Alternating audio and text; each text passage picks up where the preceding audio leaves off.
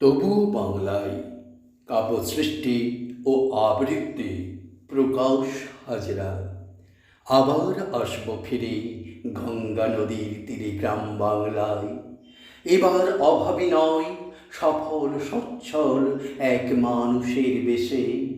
দুর্নীতির চক্রবহ, বেকারত্ব গ্লানি থাকবে না দেশে। থাকবে না সমাজের কোণে কোণে রাজনীতির অক্টোপাস।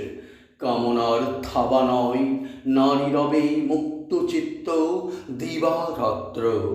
নরপিশাচে রক্তচক্ষু হবে ইতিহাস।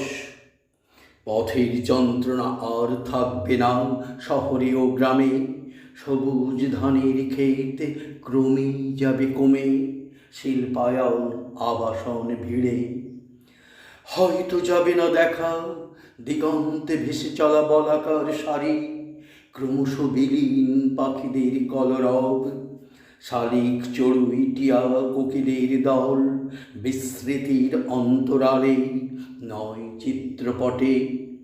কংক্রিটের গ্রাম্য পথে যানের দূষণ, অতীত বিশুদ্ধ বায়ু, ধ্যানমগ্ন নির্জনতা।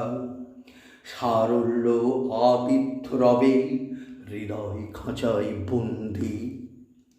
তবু জন্ম নেব এই বাংলায় আত্মার নিবিড় টানে।